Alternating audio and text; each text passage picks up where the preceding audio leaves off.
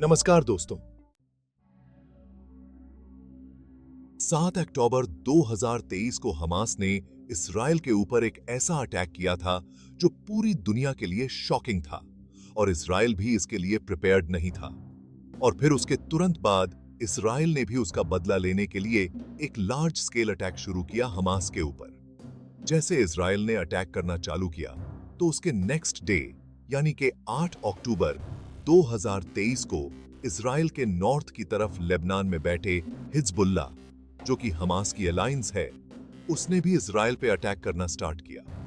और सबसे heavy attack जो हिजबुल्ला ने किया था वो शेबा फार्म्स, जो कि लेबनान और इसराइल के बीच में एक डिस्प्यूटेड लैंड है, वहां पे किया। Back to back rocket launchers छोड़े और एयर स्ट्राइक वगैरह रखी।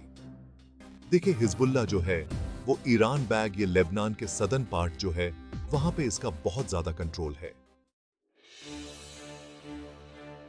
हिजबुल्ला की पॉलिटिकल और मिलिट्री दोनों विंग्स इसने बना रखी हैं। इनफैक्ट लेबनान की पार्लियामेंट में 13 मिनिस्टर्स हैं इनके।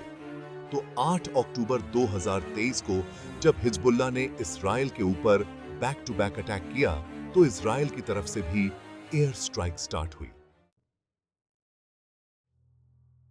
कहने का मतलब है कि 7 अक्टूबर वाले इंसिडेंट के बाद 2 दिन के अंदर इसराइल अपने नॉर्थ और साउथ रीजन में एक टू फ्रंट वॉर में घुस चुका था, जहां पे एक तरफ वो हमास से लड़ रहा था और दूसरी तरफ वो हिजबुल्ला से लड़ रहा था। हिजबुल्ला जब अटैक करने आया था इसराइल के ऊपर तो वो कितनी प्रिपरेशन के साथ आया था, इसका अंदाजा इसराइल को 3 दिन बाद यानी कि 11 अक्टूबर को हुआ। इस दिन हिजबुल्ला ने एक प्लान्ड तरीके से लेबनान में बैठ के इसराइल के नदर्न रीजन में heavy artillery shells, anti tank missiles और ड्रोन से अटैक चालू कर रहा था। जब यह लड़ाई चल रही थी इसराइल और हिजबुल्ला के बीच में, तो सेम वीक में यह खबर आने लगी कि हिजबुल्ला के बीच मिलिटेंट पैराग्लाइडर्स का यूज करके नॉर्दर्न इसराइल में घुसने वाले हैं। और जो 7 अक्टूबर को हमास ने किया था, इसराइल के अंदर से वही चीज दोबारा रिपीट होने वाली है। इस बार इसराइल के नॉर्दर्न पार्ट में होगी। और जब ये खबर सर्कुलेट होना चालू हुई तो इसराइल के पूरे नॉर्दर्न रीजन में अलार्म बजने लगे हैं। इजरायली फोर्सेस ने आम जनता से कहा कि आप लोग शेल्टर ले लो। और फिर इस अनाउंसमेंट के बाद करीब 24 से 48 घंटे के बाद इसराइल की आर्मी ने यह बताया कि एक फॉल्स अलार्म था जो कि ह्यूमन एरर की वजह से बजा था और ये जो इंफॉर्मेशन है ये सही नहीं थी और कंसर्न की कोई बात नहीं है। लेकिन जो इजरायली सिटीजन थे जो इसराइल के नॉर्दर्न एरिया में रह रहे थे, यानी कि लेबनान के बॉर्डर के पास में रह रहे थे, उन्होंने थोड़े दिन पहले ही देखा था कि हमास ने किस तरीके से इसराइल में घुस के मार काट मचाई थी। और सेम टाइम पे हिजबुल्ला जो था वो काफी हैवी अटैक कर रहा था। तो इसराइल के नॉर्दर्न एरिया में जो इसराइली सिटीजन थे वो डर गए और करीब 96,000 इसराइली जो थे वो लेबनान के बॉर्डर के पास, यानी कि जो इसराइल के नॉर्दर्न एरिया में रह रहे थे, वो एरिया छोड़ के, यानी कि अपना घर वगैरह छोड़ के दूसरी तरफ आ गए। और जो लेबनान वाली साइड थी वहां पे जो सिविलियंस थे वो भी पीछे हट गए थे। अब जब इस चीज शुरू हुई तो नेतन्याहू के ऊपर अपोजिशन की तरफ से बहुत ज्यादा प्रेशर आ गया कि थोड़े दिन पहले इसराइल के साउथ में अटैक हुआ था, वहां से लोग भागे और अब नॉर्थ में अपने घर छोड़ के भागना पड़ रहा है। कि एक इसराइली जो है, जो आम जनता है, वो अपने ही घर में नहीं रह पा रही है, उसको कैंप में रहना पड़ रहा है। तो इस चीज को लेके इसराइल का जो अपोजिशन था उन्होंने नेतन्याहू के ऊपर बहुत ज्यादा प्रेशर बनाया और ये बताया कि ये एक फेलियर है नेतन्याहू का।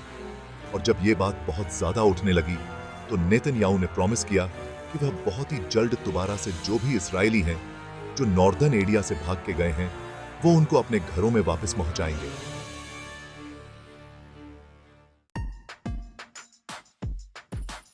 हिजबुल्ला जो साउथ लेबनान में बैठ के अटैक कर रहा था, इसने अपने लिए वहां पे 4 लेयर सिक्योरिटी बना रखी थी।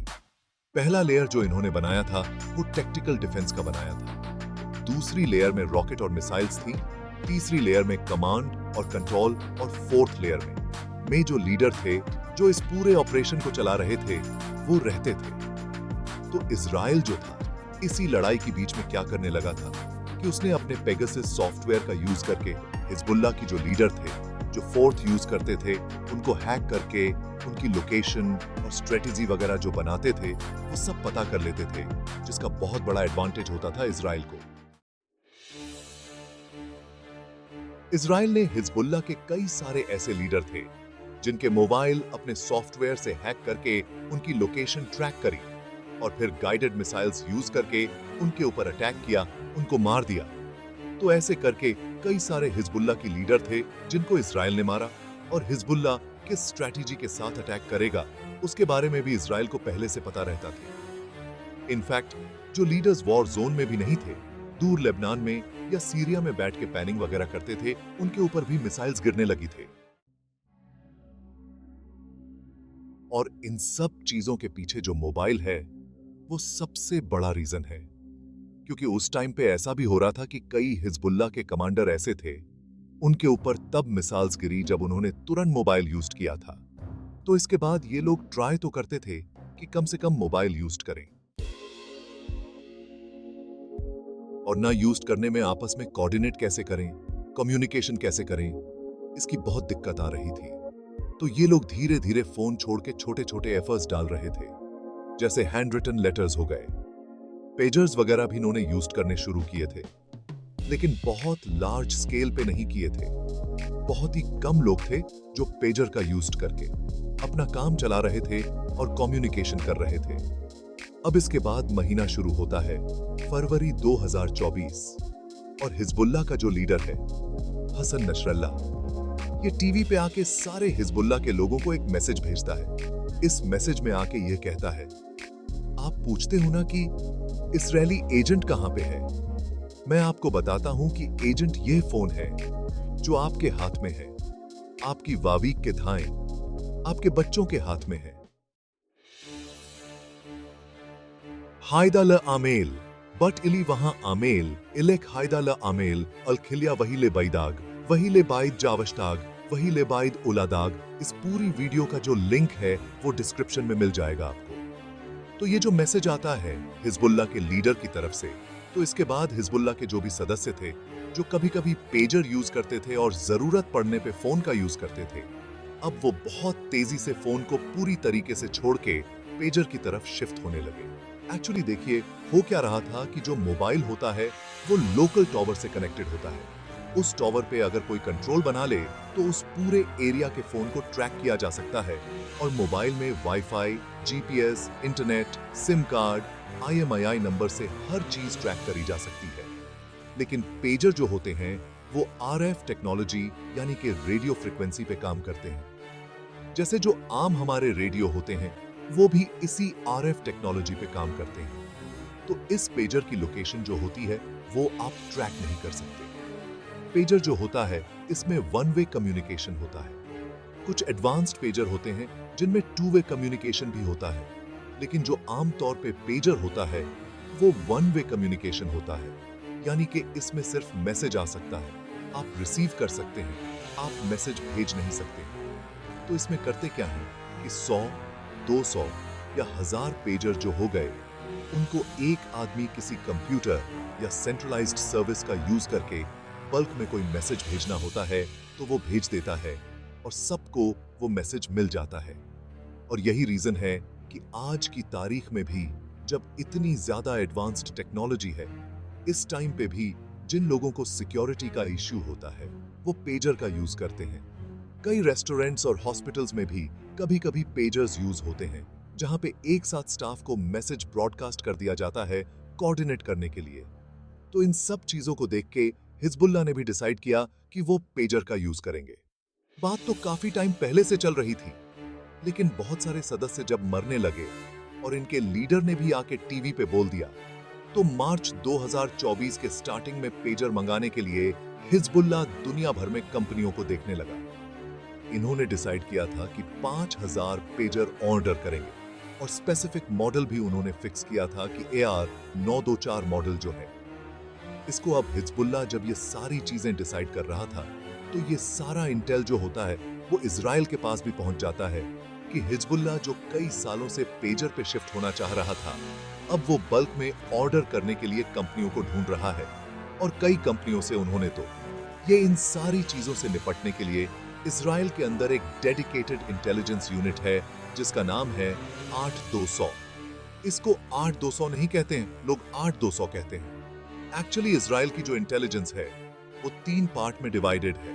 एक तो मुसाद है जो इंटरनेशनल ऑपरेशंस यानी कि इजराइल की बाउंड्री के बाहर जो देश हैं उनसे जो थ्रेट्स आते हैं उन पे काम करती है।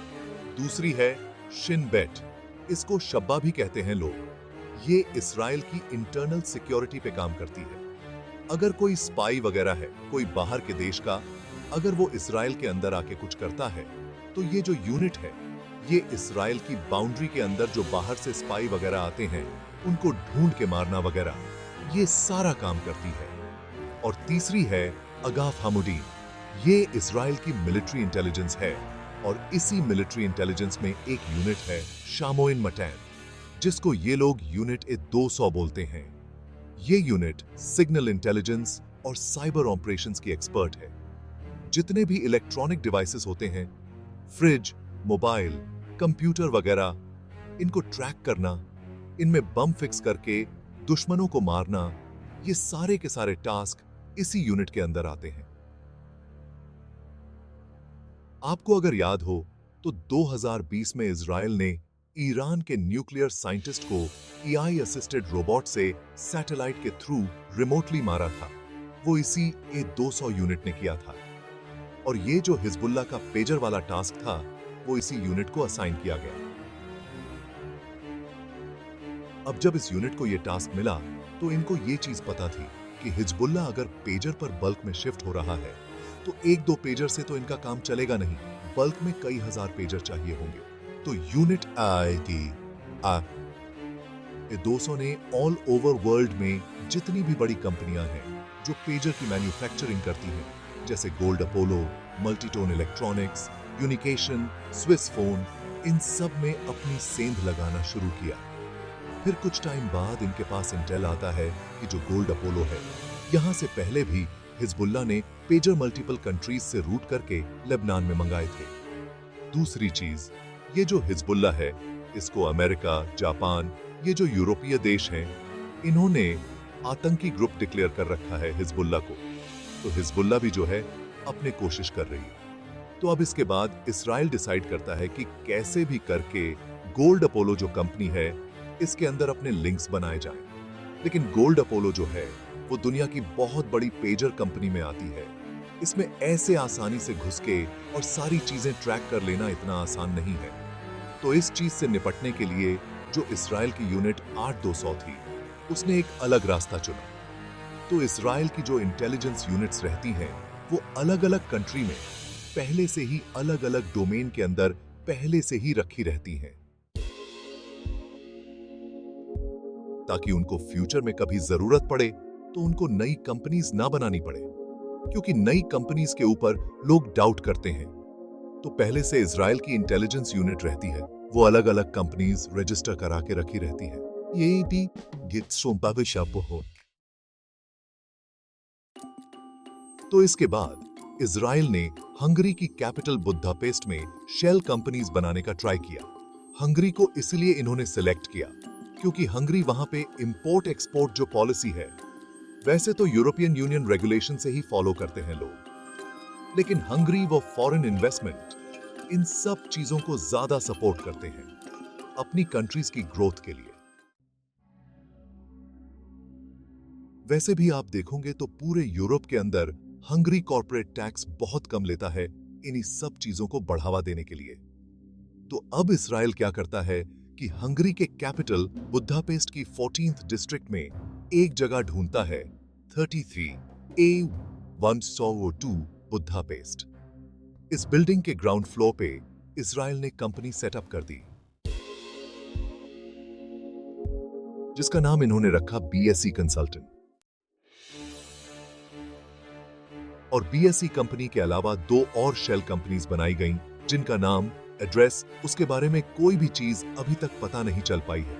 इन्हीं दोनों कंपनीज के लिए बोला जा रहा है कि इन सब के लिंक्स भी आपको डिस्क्रिप्शन में मिल जाएंगे। ये शेल कंपनी बनाने के बाद इन्होंने वहां पर ये दिखाया था कि ये European institute of innovation and technology. इसके ये इंफॉर्मेशन कोऑर्डिनेटर हैं जो यूरोपियन कमीशन के लिए बल्गेरिया, क्रोएशिया, एस्टोनिया, हंगरी, माल्टा, लाविया ऐसी कंपनीज में अपना बिजनेस करते हैं।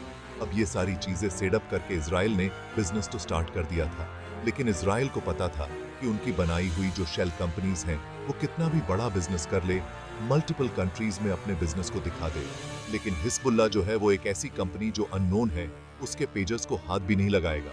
तो इसी चीज से निपटने के लिए ये लोग ट्राई करते हैं गोल्ड अपोलो, जो ताइवान के अंदर है, उसके टच में आने के लिए, क्योंकि इनका मानना था कि गोल्ड अपोलो जो है वो हिजबुल्लाह का ट्रस्टेड है। वहां से पहले भी इन्होंने पेजर्स मंगाए हैं। तो इस चीज से निपटने के लिए ये लोग क्या करते हैं, ये बुढ़ापेस्ट के बिजनेसमैन बन के पहुंचते हैं ताइवान, और वहां जाके वो खुद ही बनाएगी, सब कुछ खुद ही करेगी। बस मॉडल के ऊपर गोल्ड अपोलो को लिमिटेड जो है उसके स्टिकर वगैरह लगाएगी, यानी कि ब्रांडिंग वगैरह करके उसको आगे बेचेगी। लेकिन गोल्ड अपोलो को बिल्कुल भी आइडिया नहीं था कि ये इजराइल की बनाएगी, शेल कंपनीज है।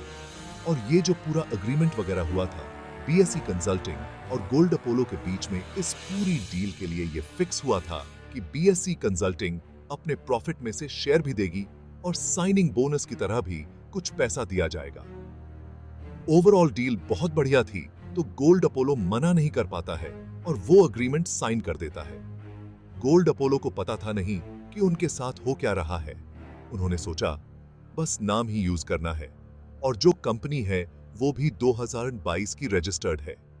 काफी टाइम हो गया तो वो अग्रीमेंट साइन कर देते हैं, लेकिन उनको बिल्कुल भी आइडिया नहीं था कि इसकी वजह से आगे अभी क्या क्या होने वाला है। अब जैसे ही गोल्ड अपोलो और बीएसई कंसल्टिंग का अग्रीमेंट साइन होता है, वैसे ही बीएसई कंसल्टिंग के जो पेजर थे अब वो बन गए गोल्ड अपोलो की पेजर, और यही चीज इस्राइल चाहता था। और ये जो चीज मैं बता रहा हूं, ये प्रॉपर ऑफिशियल स्टेटमेंट में गोल्ड अपोलो ने बताया है कि इस अग्रीमेंट में बस हमारा इतना ही काम था कि हमने ब्रांडिंग दी थी, बाकी हमारा इससे कोई लेना देना नहीं है। मैन्युफैक्चरिंग वगैरह ये सारी की सारी बीएसई कंसल्टिंग कर रही थी, ये उसकी कॉपी। अब इसके बाद बीएसई कंसल्टिंग जो थी, इसने पेजर बनाने स्टार्ट की और अपने मल्टीपल जेन्युइन क्लाइंट्स जो थे उनको पेजर बना के सप्लाई करने स्टार्ट किया। लेकिन एक्चुअल में एक हाथ लगा के अपने मेन क्लाइंट हिजबुल्लाह का इंतजार कर रहे थे कि कैसे भी करके हिजबुल्लाह को ये पेजर की डील करने वाले हैं, उनको हमारा क्लाइंट बना के बुढ़ापेस्ट में लेके आ। और हिजबुल्लाह भी जो है वो डायरेक्ट ऐसे ओपन मार्केट से जाके नहीं मंगा लेता है, उसको भी कई चैनल का यूज करके सीक्रेटली पेजर्स मंगाने होते हैं। तो अब इजराइल ने किन एजेंट्स का यूज किया, क्या ये अभी किसी को भी नहीं पता है? उसकी इन्वेस्टिगेशन चल रही है, लेकिन कैसे भी करके इजराइल ने इस चीज में कामयाबी हासिल कर ली और हिजबुल्लाह को अपना क्लाइंट बना लिया, जैसा वो चाहता था। और as per Sky News, Hezbollah ने बीएसई कंसल्टिंग से 5000 पेजर्स का ऑर्डर दे दिया। पहली लॉट में 3000 पेजर्स जाने थे और दूसरी लॉट में बाकी के जो 2000 पेजर्स थे वो जाने थे। इस पूरे प्रोसेस में बताया जा रहा है कि यह जो दो अलग से शेल कंपनीज और खोली थी इजराइल ने, जिसका नाम अभी तक सामने नहीं आया है, इनका मेजर रोल था ये ऑर्डर प्लेस करवाने में। जब ये बीएसई कंसल्टिंग हिजबुल्लाह को पेजर देने का प्लान कर रही थी, उसी टाइम पे एक चीज और भी थी। इस बीएसई कंसल्टिंग ने ताइवान की जो कंपनी थी गोल्ड अपोलो, जिसके साथ अग्रीमेंट वगैरह किया था, तो उसको अग्रीमेंट के हिसाब से पेमेंट करने थे।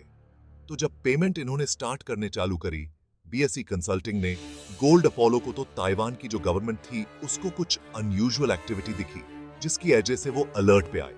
ताइवान की इकोनॉमी मिनिस्ट्री जो थी उसमें ऑब्जर्व किया कि ये गोल्ड अपोलो जो है, इसकी जो पेमेंट है कई बार मिडिल ईस्ट से भी राउट होके आ रही है, और इसी वजह से ताइवान के जो लोकल बैंक्स थे उन्होंने एक बार बीएसई कंसल्टिंग की जो पेमेंट थी वो होल्ड पे भी डाल दी थी, और इस चीज को लेके इन्वेस्टिगेशन भी स्टार्ट हो गई थी। लेकिन इससे पहले की इन्वेस्टिगेशन का कुछ रिजल्ट सामने आता, इजराइल अपना काम कर चुका था। और ये जो पेमेंट वाली बात है, ये चीज गोल्ड अपोलो के फाउंडर हसू चिंग जो है, इन्होंने भी कंफर्म की कि पेमेंट अनयूजुअल तरीके से मिडिल ईस्ट से आ रही थी। और इसके साथ साथ इसमें एक चीज और सामने आई कि ये जो पूरा गेम चल रहा था, इसमें जो पैसे की जरूरत पड़ रही थी, उसमें करीब 1.6 मिलियन यूरो जो थे वो इजराइल ने पहले बल्गेरिया मंगवाए, उसके बाद हंगरी में पहुंचवाए। तो ये जो सारे ऑर्डर प्लेस के थे, एज़बुल्ला ने BSE कंसल्टिंग के थ्रू, तो इसमें शॉन मोरहाउस एक farmer British army bomb defusal officer थे।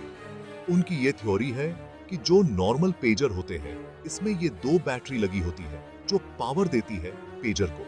ये यहाँ पे स्पीकर लगा होता है जो इनकमिंग बीप्स अलर्ट जो होते हैं वो सुनाता है। ये यहाँ पे वाइब्रेटर लगा होता है, इन केस साइलेंट मोड में हो तो नोटिफिकेशन पता चल जाए। ये रेडियो एंटेना जो कि सिग्नल रिसीव करता है, और ये माइक्रो प्रोसेसर जो सिग्नल को कन्वर्ट करके मैसेज रीडेबल बनाते हैं। ये जो पेजर के अंदर दो बैटरी होती हैं, तो इनका कहना है कि ऐसा हुआ होगा कि ये जो दो आइडेंटिकल बैटरी है, इसमें से एक बैटरी को रिप्लेस करके उसमें एक्सप्लोजिव भर दिया गया है। तो जो दूसरी बैटरी थी उससे तो डिवाइस को पावर मिल रही थी, और एक जो बैटरी थी उसके अंदर इन्होंने एक्सप्लोजिव भर दिया और इसको एक चिप से जोड़ दिया। नॉर्मली अल्कलाइन AA बैटरी जो होती है उसका वेट 23 ग्राम होता है, लेकिन इन पेजर्स में जो बैटरी मिली उसमें से एक बैटरी का वेट जो था वो 20 ग्राम के आसपास था। तो इसको लेके बोला जा रहा है कि इन बैटरीज में शायद एक्सप्लोजिव रखा गया होगा, और जो एक्सप्लोसिव यूज किए गया उसमें भी एक स्पेसिफिक एक्सप्लोसिव यूज किया गया PAT है, जो बहुत ही कम अमाउंट में बहुत ही बड़ा ब्लास्ट करता है। इसलिए इस पर्टिकुलर एक्सप्लोसिव को कोवर्ट ऑपरेशन में हमेशा एजेंसीज यूज करती है। ईयर 1996 में भी कुछ इसी तरीके से मोबाइल डिवाइस में एक्सप्लोसिव यूज करके हमास का एक ऑपरेटर था या उसको मारा था मोसाद ने। ऐसे ही एक बार इन्होंने एक डॉग के अंदर बॉम्ब लगा के हिजबुल्लाह के कैंप में भेज दिया था। तो अब होता क्या है कि फरवरी 2024 का मंथ था, और ये जो इजरायली पेजर थे वो डे बाय डे लेबनान के अंदर पहुंचने लगे। हिजबुल्लाह के जितने भी ऑपरेटिव ये पेजर यूज कर रहे थे, उनको बिल्कुल भी आइडिया नहीं था कि ये लोग एक चलता फिरता बॉम्ब लेके घूम रहे हैं जो पूरी तरीके से इजराइल के कंट्रोल में है। वो जब चाहे तब ब्लास्ट कर सकता है।